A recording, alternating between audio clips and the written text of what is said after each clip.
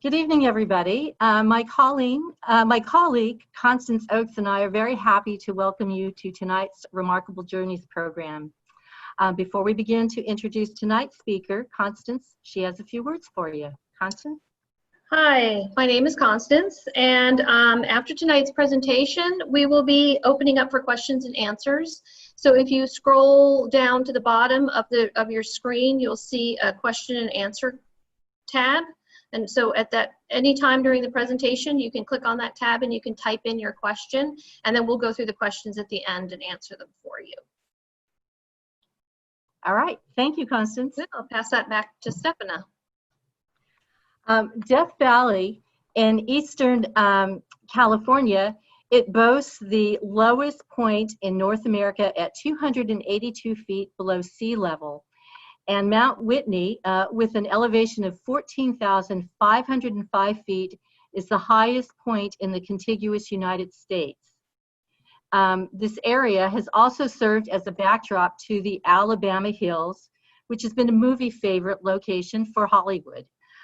With its majestic rocks, the surrounding mountains, and its desert setting, it's easy to see why Death Valley is alluring to photographers. And this month, our guest, Jeffrey Hansen, he is going to be presenting his program, Death Valley, the Highs and the Lows. It's my pleasure to introduce tonight Jeffrey Hansen. Good evening. Thanks for joining us. This program was originally going to focus entirely on Death Valley and the Alabama Hills, which are pretty much adjacent to one another on the eastern side of the Sierras. We've added a side trip to Joshua Tree National Park because I had scheduled a return visit to the Alabama Hills and a portion of Death Valley to occur this past May. And those images, as well as any comments I had, were going to be included in this program. Well, we all know what happened. Nobody went anywhere in May. So we circled the wagons and added another favorite area of California's desert. And that would be Joshua Tree National Park, which is on the south side of the Mojave Desert, and Death Valley is on the north side of the Mojave Desert. Joshua Tree National Park is characterized by the Joshua trees, which you see an example of in this photograph, and you'll see more. This image, I took one evening in the park. I like this image because it really kind of reminded me of a Western movie scene. And the desert in that whole section has been used in dozens, probably hundreds of different movies. Maybe more so up in the Alabama Hills, which we'll get to later in the program, but also in Joshua Tree. I was asked to provide a little bit of information to my fellow photographers regarding how these images were created. Most of those that you will see tonight, including this one, were shot with a Nikon D810 fitted with a Zeiss Milvus 25mm 1.4 prime lens. Or my other camera at the time was a Nikon D750 with a Nikon 16-35 zoom. Almost all the images were shot from a tripod. And when we get to the end, if anybody has specific questions about settings, to the extent that I can answer those, I will certainly be happy to give it a shot.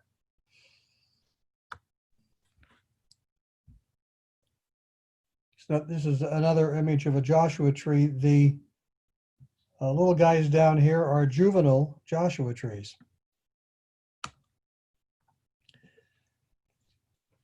There are some interesting stone formations in Joshua Tree National Park, just as there are in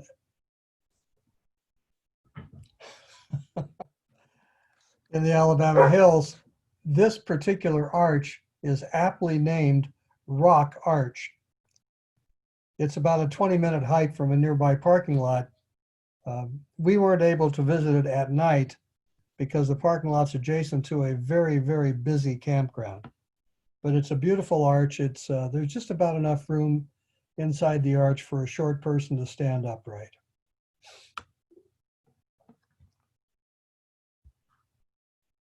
It's another image of some Joshua trees and the ever-present shrubbery, which mostly is sagebrush.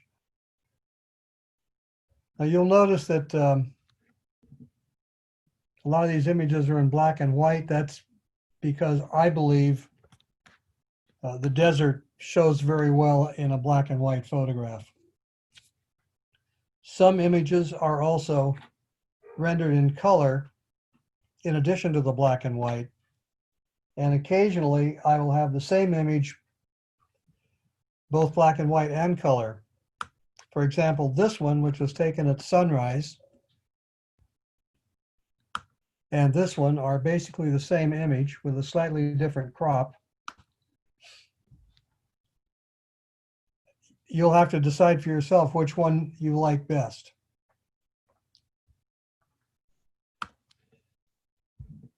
One thing you can find in Joshua Tree, as well as many other locations in the southern desert, is the chala cactus. This cactus is native to northern Mexico and the southwestern United States. They're known for their barbed spines that tenaciously attach to skin, fur, and clothing. This image was taken in an area in Joshua Tree called the Chala Garden. And there are footpaths and numerous observation points to view these cactuses. They've been called a jumping cactus. People claim that a hapless individual who passes by and just slightly brushes the cactus will become stuck with the thorns. This isn't exactly true. The cactus does not jump, but the joints are very weak and it's easy to break off, and it takes virtually no force whatsoever. The spine sticks into the individual or the animal, and the spine or the joint breaks, and there you go. The cactus is going with you. This is an example of the spines, and I understand the sting is quite painful. We were fortunate enough not to have to find out personally. This is another view inside the park. Many of these rocks, which I believe are sandstone, have been shaped over the years with weather and rain and freezing and thawing. This one I thought was particularly interesting. It's practically round.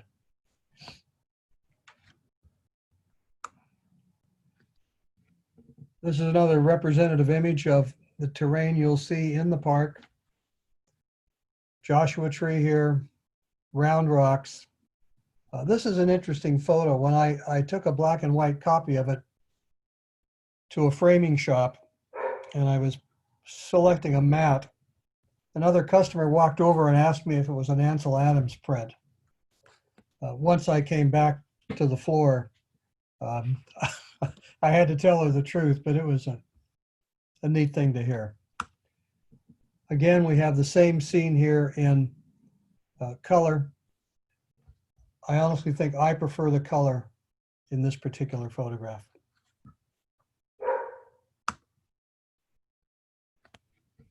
Desert sunsets can be brilliant, and we have a couple of examples coming up. This also shows the spacing that's pretty typical of the Joshua trees in the park. And these colors in the sky are real. That's not a Photoshop enhancement. That's what they look like.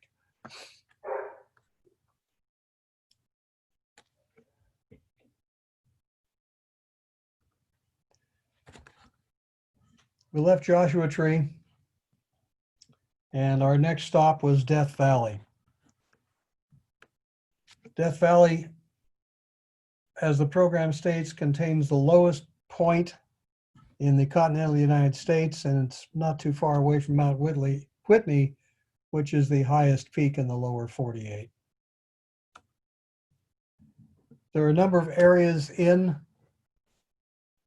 Death Valley that are incredibly scenic. Had I been able to go back this spring, we would have covered a couple more of them that we were not able to get to in this presentation. Off of the main road that runs north and south through Death Valley is a road called Artist's Drive, and it'll take you out to the Artist's Palette, which has incredibly colorful rock formations. And these colors are caused by oxidation of various metals that you will find in the hills. You can see that there's been quite a bit of runoff here. This is a footpath. You can walk back anywhere around in there you like to. I wouldn't advise it right now with 130-degree temperature that was reported a couple of days ago. But at the time of this visit, I think we were there toward the end of January, and it was in the high 80s, low 90s. Another view of the terrain inside the Artist Palette. This was taken in the middle of the day, which is probably the worst time you can take a photograph to try and demonstrate color. Later in the day, toward sunset, the colors became a little more vibrant. And I think this particular image is a good example of that. Zabriskie Point is probably the most famous Death Valley viewpoint. It's actually located outside the park on the entrance road. It's about 5 minutes outside the park. It's an elevated overlook of, as you can see, a colorful undulating landscape of gullies and mud hills. And it's located at the edge of the Black Mountains. From the viewpoint, you can also see the salt flats on the valley floor.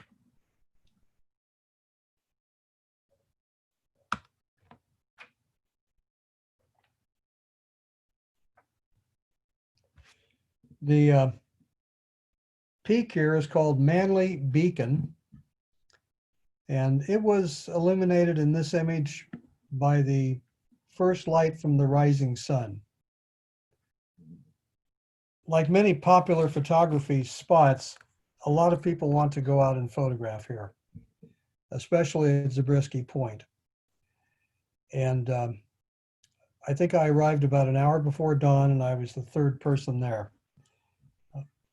So if you want to go there and photograph at dawn to catch the first light, which is probably the best light of the day, you got to plan on getting up early. The good news is it's not too far from the resorts or the campground. This is a shot of the same area a little later. It's in full sunlight now.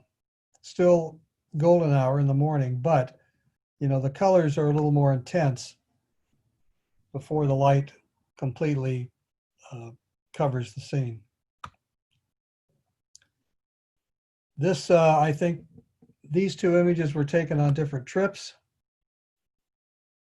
They may actually be out of order.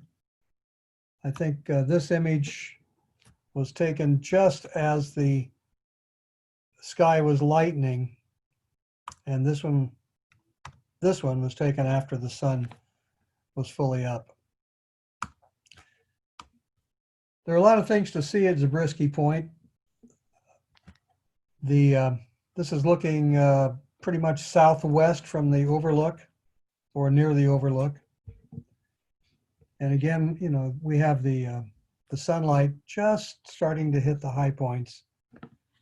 This is a wash, which I imagine in the winter when there's a good storm can carry a fair amount of water. It was completely dry when we were there.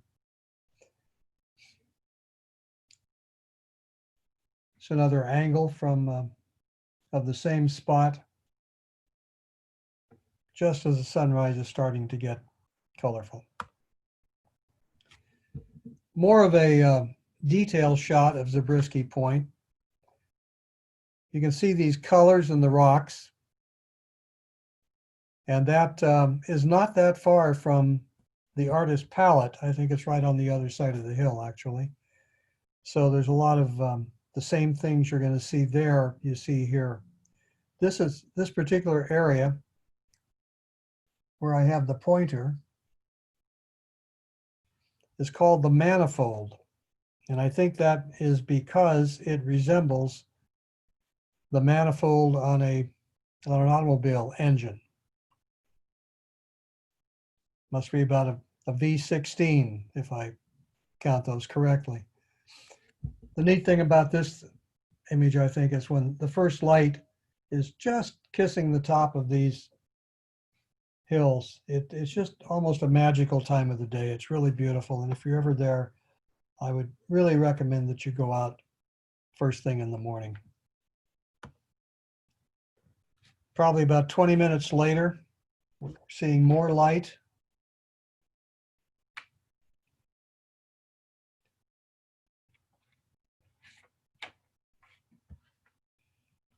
And then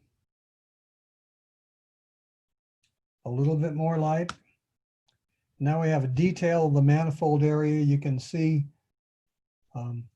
what's happened over the years with erosion. I mean, that's how this thing was formed. It's like much of Death Valley. It's just terrain that you're not going to see anywhere else unless you go there for a visit. And this is even a closer detail shot of the eroded hillside just below the manifold.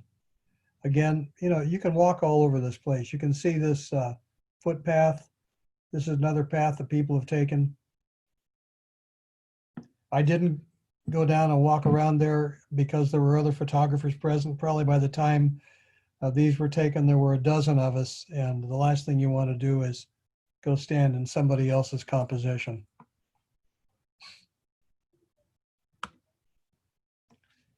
Just down the road, there's an area called the Devil's Golf Course. It's a very unforgiving spot. It's a large salt pan on the floor of Death Valley. And I understand it was named after a line in a 1934 Park Service guide to the valley, which stated that only the devil could play golf in this particular area. As you can see, it's strewn with various levels of upheaval of the ground. And these large halite salt crystal formations. This picture shows a detail of that. People try to walk out there. It's, first of all, very uneven ground. And if you fall, I mean, you really don't want to fall on these sharp, pointy halite crystals. Maybe that's where the phrase rubbing salt in the wound came from, but I walked out a little ways to take a couple of photographs. I wouldn't recommend it without hiking sticks, and probably you don't want to go out there at all. Continuing down this same road, we came to the Golden Canyon Trail. It goes maybe a little over a mile through a wash and takes you to this spot called the Red Cathedral. This can also be seen from Zabriskie Point, not this view, because Zabriskie Point is over in this area, so you'd be looking this way, but it's well worth the walk. Again, this was midday, just because of where we were and when we were there. I think the colors would probably be pretty spectacular at sunset. Now we come to Badwater Basin, one of the most interesting spots in the entire park. It's approximately 280 feet below sea level. Some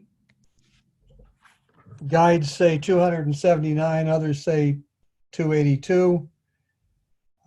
It's really not something to have an argument about. The interesting thing about Badwater Basin is that it's a salt flat. And these hexagonal, they look like tiles, are formed when the basin floods, usually as a result of rain. And then there's a repeated evaporation and drying cycle, as well as freezing at times. And it pushes these ridges of salt up from the surface. This image was taken last November, and this image was taken January of 2018. The ridges were a little better this last year.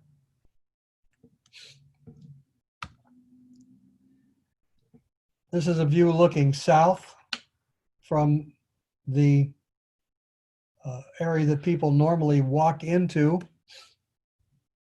It's about a 2-mile walk from the parking lot out to the center of the area where you're going to find these tiles or hexagonal formations. You can see them without going that far, but if you want to take photographs and you don't want footprints in your photographs, it's a good, at least a 2-mile walk. And because you want to take them either at dawn or at sunset, and we'll see these were taken at sunset into darkness, you're going to be walking one way or the other after dark. I highly recommend that if you do that, you either have a GPS or a watch with a GPS or a compass, because you can't see the parking lot when you're out there unless, you know, somebody lighted it with their car lights and left it on for you. You could spend a lot of time walking in circles after dark trying to find your way back. This is looking north. This view is looking south from where we were. This is looking north.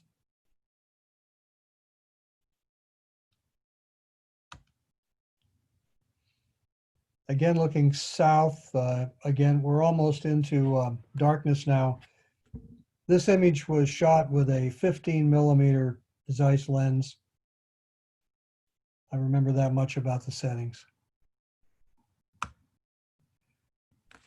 This was just at dark. Stars were coming out, as you can see, and the residual sunlight coming in from the right, which is west, really accented the ridges and made them stand out.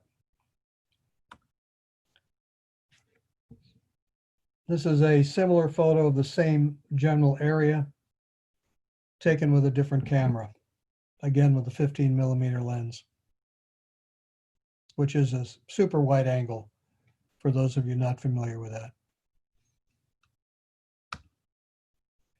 And it's a good place to see the Milky Way when you're out at Badwater Basin. This was the winter Milky Way, so you're not going to see the galactic core, excuse me, which you can see right now. In fact, they're absent the smoke. There are excellent places in the Napa Valley to see the Milky Way and to photograph the Milky Way, as I've done a number of times with great success. And this time of year, you can see that section of the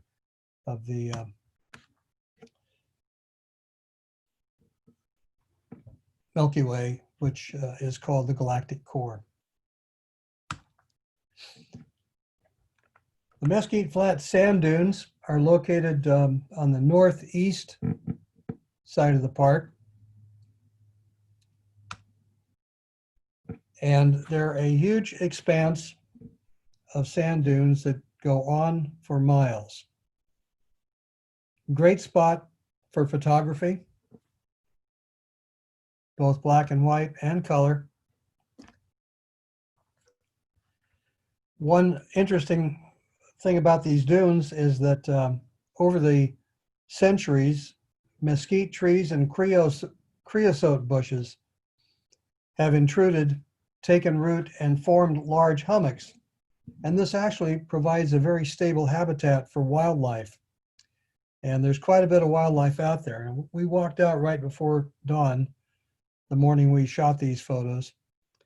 And we never saw much in the way of wildlife except, maybe a couple of voles or something that we thought were voles. We saw a lot of paths that obviously were created by snakes.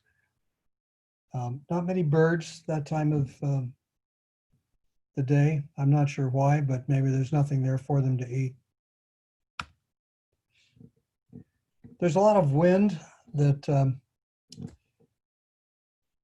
affects these dunes. In fact, it creates the dunes in large part. This is another, I think that's a mesquite bush. These ridges are formed by the wind and they're extremely photogenic.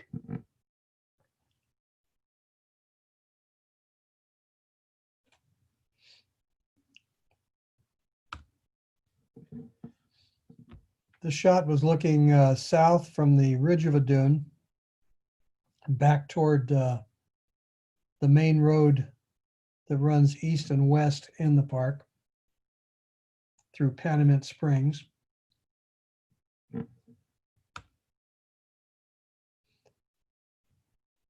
Same general area, but we're looking eastward at this point.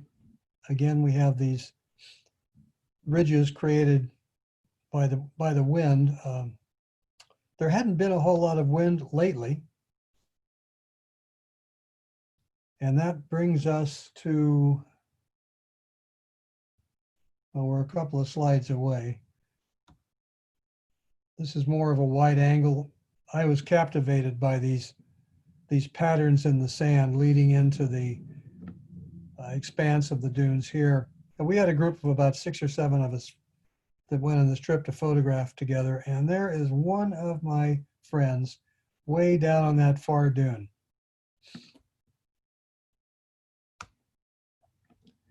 Same image in black and white. I'd appreciate your thoughts as to which one you prefer. Now, with regard to photographing the dunes, it's not uncommon to find large areas covered with footprints.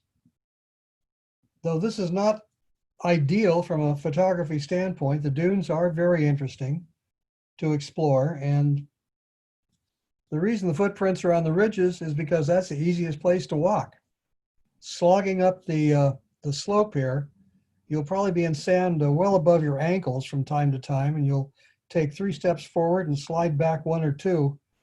And if you're carrying, 30 pounds of camera gear, it's a huge pain. So people tend to walk on the ridges wherever they can. And you can see most of our group in this photograph. It's also possible, as you've seen earlier, to find compositions that don't have a bunch of people or photographs in them. This is probably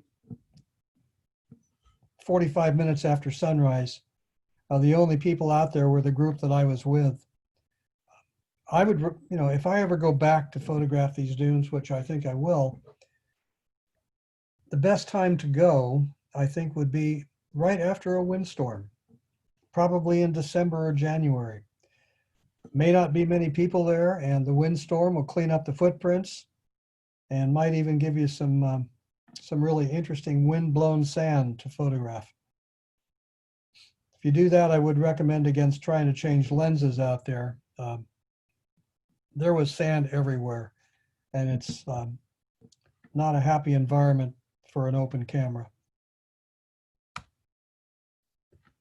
More of the footprints. Right after I said you walk on the ridge, this person didn't walk exactly on the ridge, but you get the idea. And it would be possible in this photograph to remove those photographs with, or those footprints with Photoshop if you really wanted to. I think this is a nice angle looking out along that ridge. But it also, you know, emphasizes the fact that there are a lot of people out there.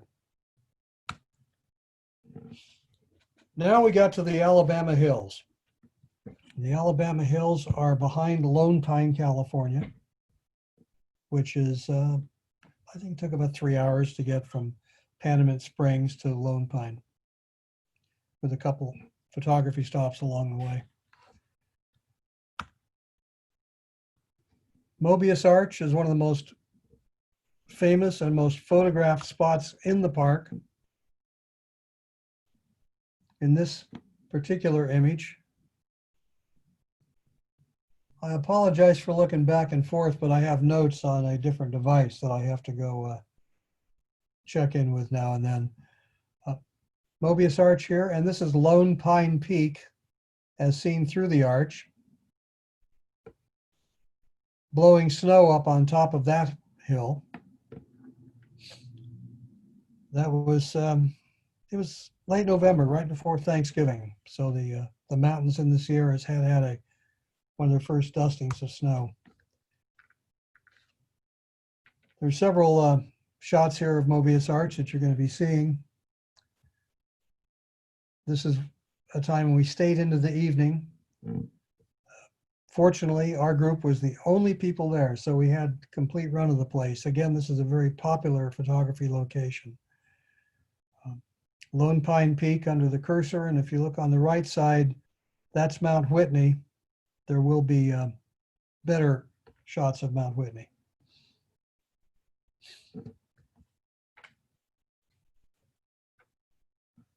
This is a little later in the evening, and this, I think, was just when our group started to do some light painting inside the arch. Light painting, if you don't do it or haven't done it, involves using a light source, typically a small flashlight, to light up a subject, in this case the arch, in darkness, which gives you the ability to shoot at night but still have something interesting in the foreground, and it really emphasizes the item you're photographing, in this case the Mobius Arch.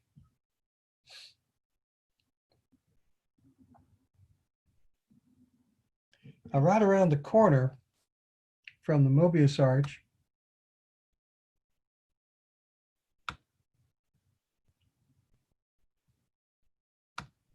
is the LATHE Arch.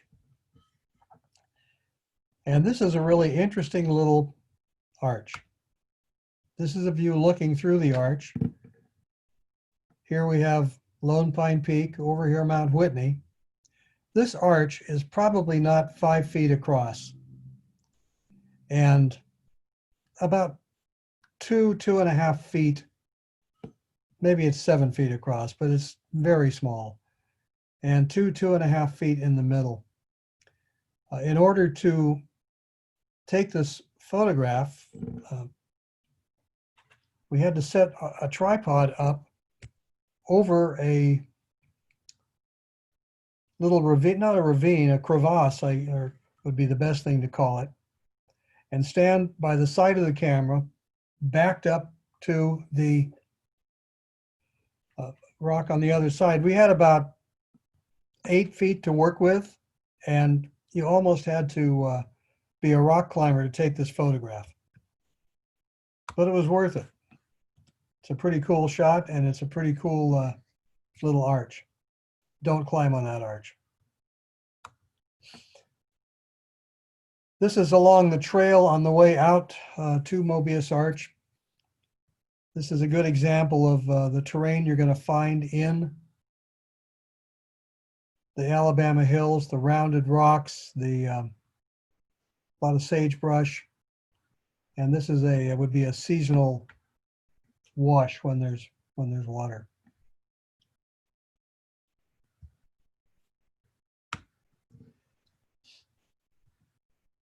The afternoon, this particular afternoon, we retreated to some beautiful light thanks to some clouds.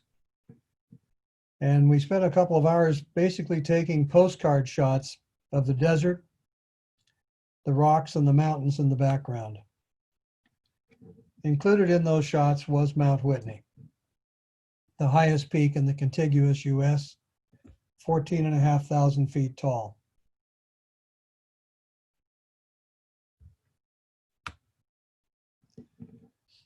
This is Mount Whitney right here, seen through the arch. I told you we were going to have that photograph. This is another shot through the arch with Whitney on the right, Lone Pine Peak on the left.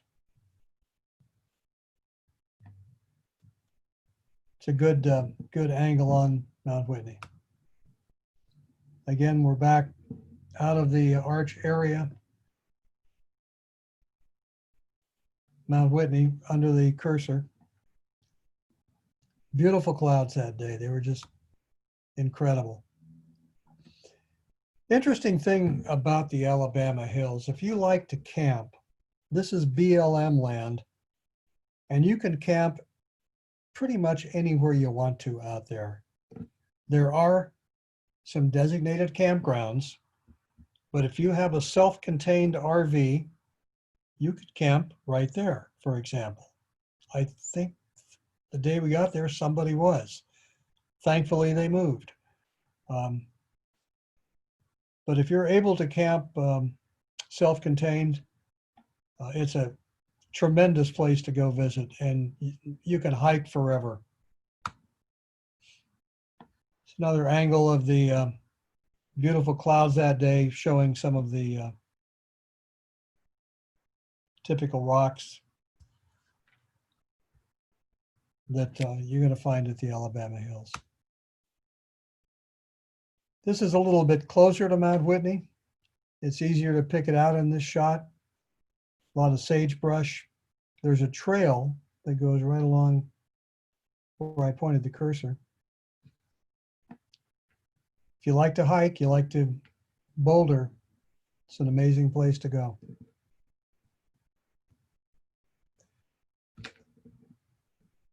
This shot was taken right at sunset. As we were getting ready to leave, we looked up and these rays of light were coming out from behind Lone Pine Peak.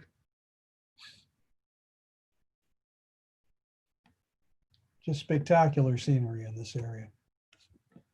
And here's another shot of Lone Pine Peak. We have the Milky Way rising over the mountain.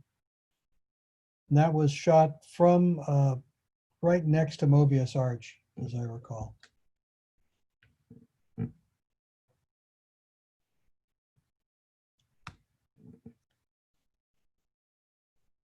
I'm sure this tree has a name. I just don't know what it is. But as you drive in on what they call Movie Road, we came around a corner, and here is this incredible yellow tree framed by a snowy mountain. It screamed, "Photograph me." And we did.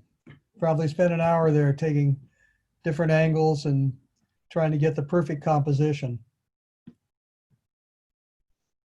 Interesting thing about the Alabama hills is there's something new around every corner. I think that's one reason that it was a popular site for particularly Western movies. Full disclosure, Roy Rogers was my childhood hero.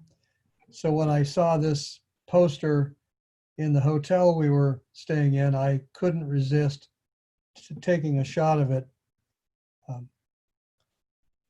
I don't recall, I probably saw the movie. I was probably 6 or 7 at the time, so I don't really recall it, but it was pretty cool seeing this, some of the other posters from films that were taken out there, one of which was Gunga Din, I believe. You know, if you saw a movie in the last 30 years that had some desert in it, some of it was very likely shot out in the Alabama hills. There's a movie museum.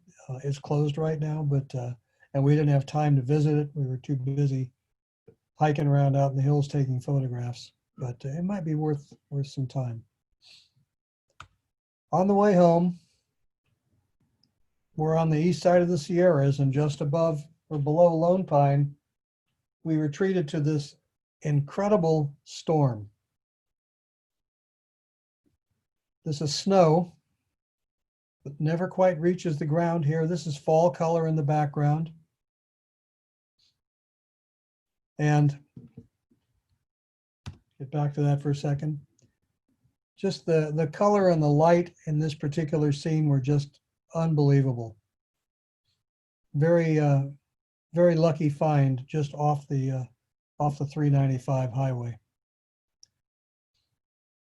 I wish I had more pictures of the Alabama hills, and I promise I would have, except for the virus. So we can blame that on the Rona, and maybe someday we'll do this again and have some more shots. I understand the guy next month is going to be doing a presentation on Manzanar, which was an internment camp during the Second World War, which is right near Lone Pine, and there's a good chance that he will have some good photographs of the Alabama hills for your enjoyment. So there you go. Thanks very much for your kind attention.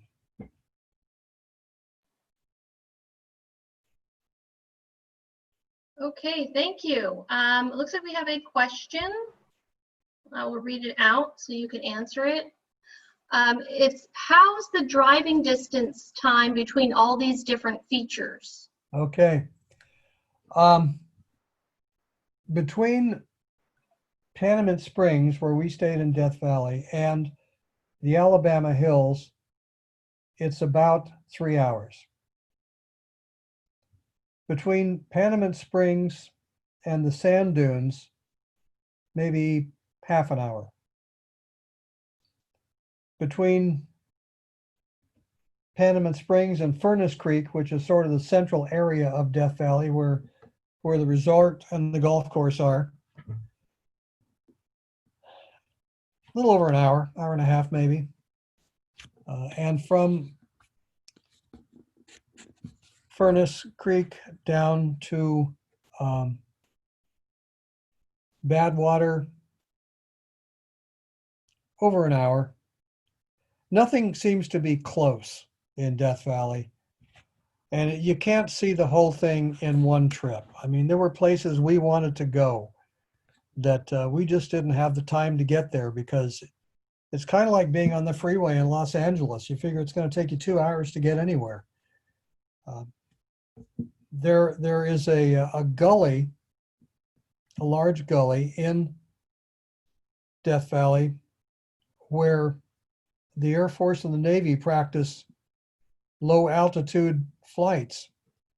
And you can go online on like YouTube and find people standing, shooting straight out, taking a picture of an F-18 that can't be 500 feet away.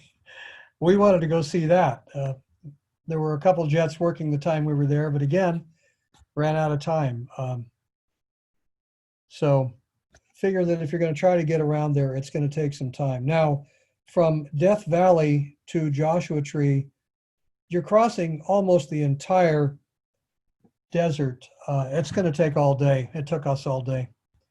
So, you know, that's not a single day adventure to see Joshua Tree and Death Valley all at once.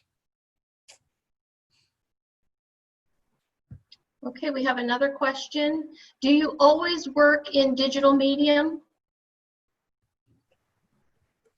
Always, yes, but I've been eyeing a medium format film camera because it's been 40 years since I shot with film. Well, not that long, but I'm thinking about going back and trying some film for landscape work.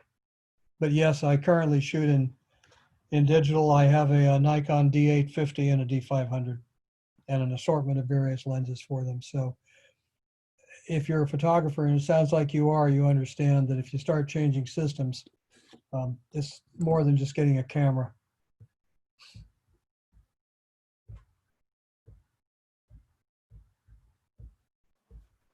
Okay, and what was the temperature difference between day and night? Or was it very high, the temperature difference between day and night? Not terribly.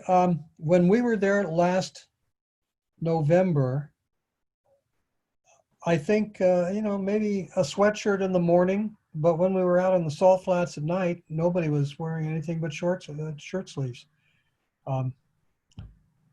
This time of year, obviously, it may get as low as 90. I'm not sure. I have no plans to go there this time of year, so I don't know.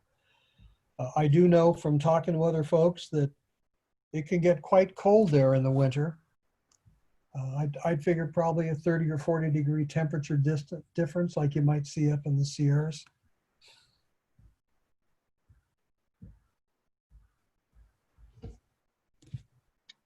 Okay, any other questions? If not, I will turn this back over to Stefana.